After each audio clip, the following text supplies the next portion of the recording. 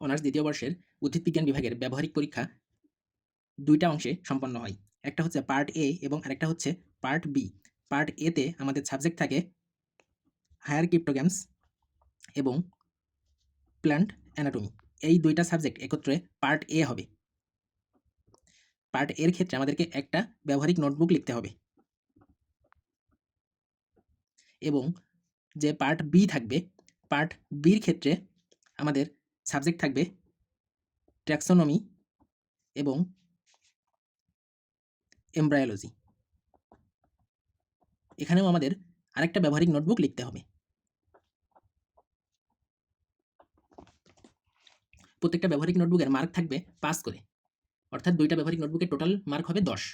এখন হায়ার ক্রিপ্টোগ্রামসের জন্য আমাদের কি পড়তে হবে বা পরীক্ষায় কিভাবে লিখতে হবে সেটি আমরা দেখি। হায়ার ক্রিপ্টোগ্রামসের প্রশ্ন থাকবে 1 নম্বরে। এখানে আমাদের দুইটা প্রশ্নের উত্তর করতে হবে, এ এবং বি। এ এবং বি দুইটাই হবে ব্রায়োফাইটা। এখানে আমাদের যে কোনো দুইটা ব্রায়োফাইটা দিবে, সেই দুইটা ব্রায়োফাইটাকে আমাদের স্লাইড প্রস্তুত করতে হবে, তাদের শনাক্তকারী বৈশিষ্ট্য লিখতে হবে, চিত্র অঙ্কন করতে হবে এবং তাদের মন্তব্য অর্থাৎ শনাক্তকরণ করতে হবে। এই দুইটা ব্রায়োফাইটা থাকতে পারে, এখানে রিক্সিয়া থাকতে পারে, মার্কেনশিয়া থাকতে পারে, এছাড়াও অন্য যেকোনো ব্রায়োফাইট থাকতে পারে। এটা নির্ভর করবে কলেজের উপরে। বিভিন্ন কলেজ বিভিন্ন সময় বিভিন্ন রকম ব্রায়োফাইট এখানে নমুনা সরবরাহ করতে পারে। এখন আমরা দেখব যে কি লিখতে হবে। এখানে আমাদের সর্বপ্রথম কাজ হচ্ছে স্লাইড প্রিপারেশন করা। স্লাইড প্রিপারেশন করতে হবে, তার ডায়াগ্রাম অঙ্কন করতে হবে অর্থাৎ চিত্র অঙ্কন করতে হবে। পরবর্তীতে আইডেন্টিফাইং যে ক্যারেক্টার্সগুলো আছে অর্থাৎ শনাক্তকারী যে বৈশিষ্ট্য সেগুলো লিখতে হবে। সর্বশেষ আইডেন্টিফিকেশন অর্থাৎ মন্তব্য করতে হবে। আমাদের টোটাল এই 4টি কাজ করতে হবে। এই 4টি কাজের জন্য আমাদের মার্ক থাকবে 6। এখন যেহেতু আমাকে এখানে দুইটা ব্যবহারিক করতে হবে, মানে দুইটা নমুনা দেওয়া হবে, টোটাল সর্বমোট মার্ক হবে 12। এটা হচ্ছে আমাদের হায়ার ক্রিপ্টোগ্রামসের 1 নম্বরের কাজ। এখন আসি 2 নম্বরে। 2 নম্বরে আমাদেরকে দুইটা নমুনা দেওয়া হবে, সি এবং ডি। এখানে সি হবে নন ফার্ন এবং ডি হবে ফার্ন, অর্থাৎ আমাদেরকে দুইটা টেরিডোফাইট দেওয়া হবে। এখানেও কোন দুইটা যে টেরিডোফাইট সরবরাহ করবে তাও কলেজ থেকে নির্ধারণ করবে, কিন্তু আমাদেরকে বলে দেওয়া থাকবে সি হবে নন ফার্নের গ্রুপ থেকে আসবে, ডি হবে ফার্নের গ্রুপ থেকে আসবে। এখানে সিতে থাকতে পারে ধরো সিলাজিনেলা থাকতে পারে যেহেতু নন ফার্ন, লাইকোপোডিয়াম থাকতে পারে, ইকুইজিটাম থাকতে পারে, এগুলো থাকতে পারে। ইকুইজিটাম থাকতে পারে। ফার্নের ক্ষেত্রে আমাদের টেরিস থাকতে পারে, টেরিসটা সচরাচর দেখা যায়। মার্সেলিয়া থাকতে পারে।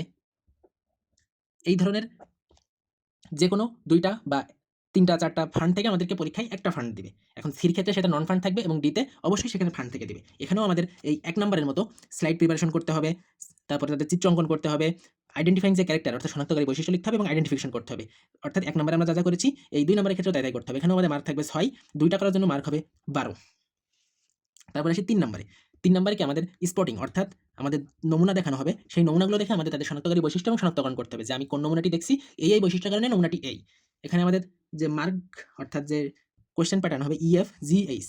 এখানে ই এবং এফ এই 2টা নমুনা হবে ব্রায়োফাইটা, জি এবং এইচ এই 2টা নমুনা হবে টেরিডোফাইটা। অর্থাৎ যে 2টা নমুনা ই এবং এফে থাকবে তারা অবশ্যই ব্রায়োফাইটস হবে এবং জি এবং এইচে যে 2টা নমুনা থাকবে সেটা অবশ্যই টেরিডোফাইট হবে। এখন ব্রায়োফাইটে কি নমুনা থাকতে পারে? এখানে নমুনা থাকতে পারে একটা যেকোনো ব্রায়োফাইট বা মস যেটাই আমরা বলি সেটা থাকতে পারে। এখানে মার্কেনশিয়ার যে অ্যানথ্রেডিয়াম থাকে সেটা থাকতে পারে, আর্কিগোনিয়াম থাকতে পারে এখানে।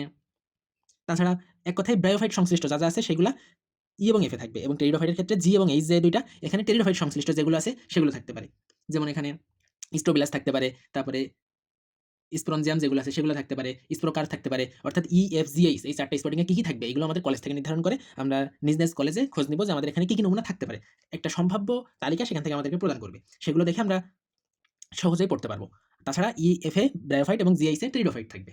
যেহেতু কলেজ ভেদে ব্যবহারিক পরীক্ষার একটু ভিন্নতা দেখা যায় সেজন্য নিজের কলেজে যোগাযোগ করা সবথেকে ভালো। তারপরে আসি 4 নম্বরে।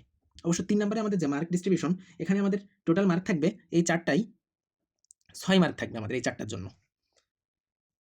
4 নম্বরের ক্ষেত্রে আমাদের একটা কাণ্ড অথবা মূল দেওয়া থাকবে যা হবে একটা এনজিওস্পার্মিক প্ল্যান্টের এবং সেটা অবশ্যই মানে সাধারণ বা অস্বাভাবিক অর্থাৎ স্বাভাবিক বা অস্বাভাবিক যেকোনো গৌণবৃদ্ধি সম্পন্ন হতে পারে। অর্থাৎ স্বাভাবিক এবং অস্বাভাবিক গৌণবৃদ্ধি সম্পন্ন আমাদের একটা কাণ্ড অথবা মূল দেওয়া থাকবে। এটা হবে আই নাম্বার। এখানে আমাদের থাকতে পারে স্বাভাবিকের ভিতরে যদি দেয় তাহলে এখানে থাকতে পারে পাটের কাণ্ড থাকতে পারে, কুমড়ার কাণ্ড থাকতে পারে।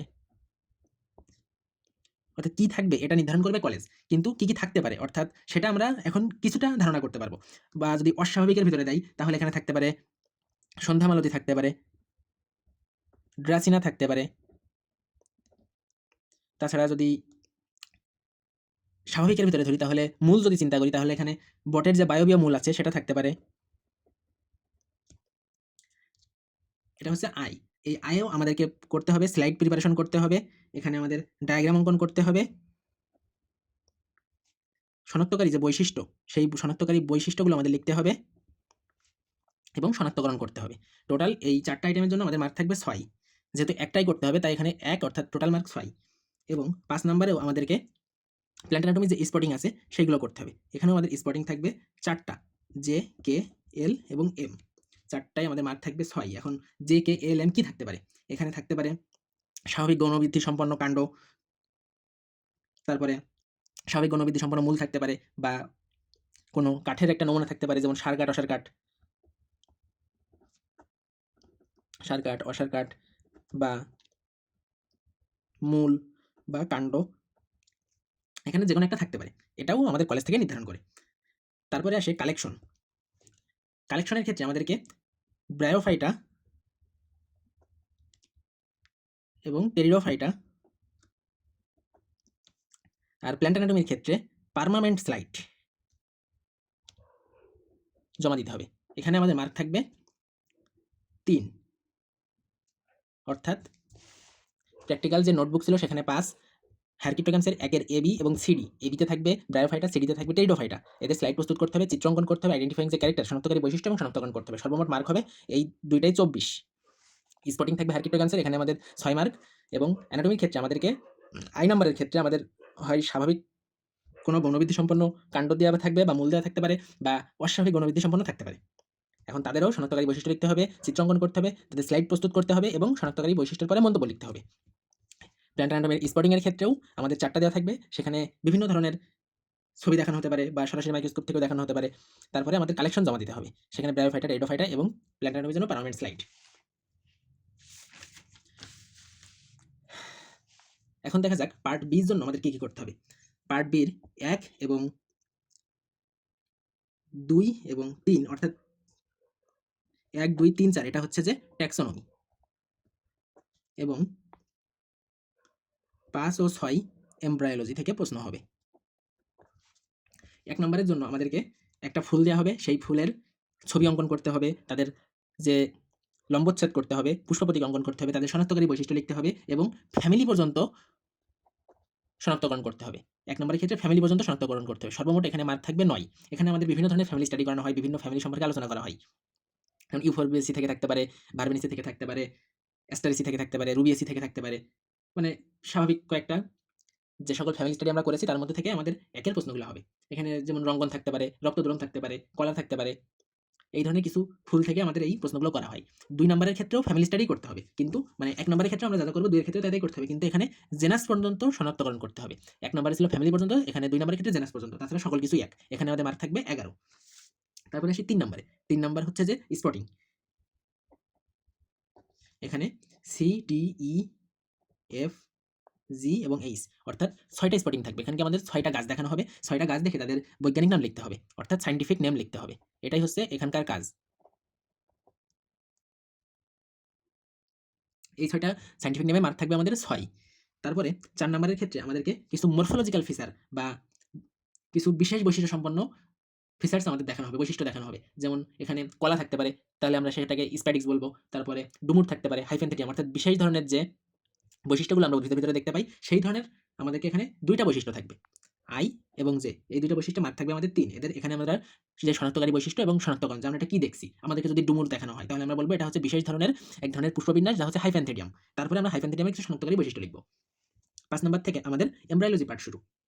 এমব্রায়োলজির কে থেকে শুরু হবে। কেতে আমাদেরকে একটা এন্থার, অর্থাৎ এন্থার এবং ওভারি, এই 2টার যেকোনো একটা আমাদেরকে দিতে পারে, গর্ভাশয় দিতে পারে বা পরাগধানী দিতে পারে। এই 2টার যেকোনো একটা আমরা পাবো, তাকে আমরা প্রস্থচ্ছেদ করব, করে মানে স্লাইড প্রস্তুত করব। এখানেও স্লাইড প্রিপারেশন করতে হবে। তাদের শনাক্তকারী যে বৈশিষ্ট্য, আইডেন্টিফাইং ক্যারেক্টার্স লিখতে হবে এবং সর্বশেষ কমেন্ট করতে হবে যে আমি এটি কি পেয়েছি। এখানে ওভারির ভিতরে আমাকে জবার গর্ভাশয় দিতে পারে বা ধূত্রার গর্ভাশয় দিতে পারে। অ্যান্থারের ক্ষেত্রে ধূত্রার পরাগধানী, অর্থাৎ ধূর্বার যে পরাগধানী আছে সেটা দিতে পারে। এভাবে আমাকে সেটার প্রস্তুত করে স্লাইড প্রিপারেশন করে শনাক্তকারী বৈশিষ্ট্য এবং মন্তব্য লিখতে হবে। 6 নম্বরের ক্ষেত্রে এটা হচ্ছে এমব্রায়োলজির স্পটিং। এখানে এল এবং এম, এখানে আমাদেরকে আইডেন্টিফাইং ক্যারেক্টারস লিখতে হবে এবং আইডেন্টিফিকেশন লিখতে হবে। এইটার মার্ক থাকবে 3 এবং এখানে আমাদের মার্ক থাকবে 5। এই যে স্পটিং এটাও হবে এমব্রায়োলজিক্যাল এলিমেন্টের উপরে ভিত্তি করে। এমব্রায়োলজিক্যাল যে কোনো এলিমেন্ট এখানে থাকতে পারে। এখানে আমাদের কোনো ডিম্বক দেখানো হতে পারে, এখানে জবা ও ধূসর গর্ভাশয় প্রস্তুত থাকতে পারে বা পলিনিয়া থাকতে পারে। অর্থাৎ এমব্রায়োলজি সংক্রান্ত যে কোনো জিনিস এখানে থাকতে পারে। 7 নম্বরের ক্ষেত্রে কালেকশনে হার্বেরিয়াম শিট জমা দিতে হবে আমাদেরকে। হার্বেরিয়াম শিট জমা দেওয়া লাগবে। হার্বেরিয়াম করার প্রসেস আছে, সেটা সম্পর্কে বিস্তারিত একটা আলোচনা আছে। তাছাড়া এখানে আমাদের 8টা হার্বেরিয়াম জমা দিতে হবে। টোটাল মার্ক থাকবে আমাদের 8টা হার্বেরিয়ামে 4। তারপরে আসে ফিল্ড নোটবুক এবং এক্সকারশন রিপোর্ট। এই দুইটাই আমাদের মার্ক থাকবে টোটাল 4। এই সর্বমোট ট্যাক্সোনমি এবং এমব্রায়োলজি পার্টের আমাদের টোটাল মার্ক আছে 50। প্র্যাকটিক্যাল নোটবুকে 5। ট্যাক্সোনমির 1 এবং যে 2 থাকবে, এখানে আমাদের একটা ফ্যামিলি পর্যন্ত শনাক্ত করতে হবে, একটা জেনাস পর্যন্ত শনাক্ত করতে হবে, টোটাল মার্ক থাকবে 20। 3 নম্বরের ক্ষেত্রে স্পটিং এর ক্ষেত্রে 6টা থাকবে, তাদের আমাদের সায়েন্টিফিক নেম লিখতে হবে শুধু। 4 নম্বরে 2টা স্পেশাল মরফোলজিক্যাল বৈশিষ্ট্য লিখতে হবে আমাদের, এখানে মার্ক থাকবে 3। 5 নম্বর থেকে আমাদের এমব্রায়োলজি পার্ট শুরু। এখানে অ্যান্থার থাকতে পারে, ওভারি থাকতে পারে, তাদের শনাক্তকারী বৈশিষ্ট্য লিখতে হবে, স্লাইড প্রিপারেশন করতে হবে এবং তাদের মন্তব্য করতে হবে। 6 নম্বরের ক্ষেত্রে এমব্রায়োলজির স্পটিং থাকবে 2টা। এই 2টাই মার্ক থাকবে আমাদের টোটাল 3। তারপরে কালেকশনে হার্বেরিয়াম এবং 8 নম্বরে আমাদের যে ট্যুর রিপোর্ট থাকবে বা ফিল্ড নোটবুক থাকবে সেটা যুক্ত হবে। সম্পূর্ণ অ্যানাটমি পার্টের কিভাবে আমরা মূল কাণ্ড শনাক্ত করব তার একটা বিস্তারিত ভিডিও ইতিমধ্যে আমাদের ফেসবুক পেজ এবং ইউটিউবে আপলোড করা হয়েছে। সেই ভিডিওটি দেখলে আমরা সহজেই বুঝতে পারবো যে এটা স্বাভাবিক গণবৃদ্ধি সম্পন্ন উদ্ভিদ, কাণ্ড নাকি মূল নাকি অস্বাভাবিক গণবৃদ্ধি সম্পন্ন। বিস্তারিত অ্যানাটমিক্যাল পার্টের সম্পূর্ণ বিস্তারিত আলোচনা ওই ভিডিওতে আমরা করেছি।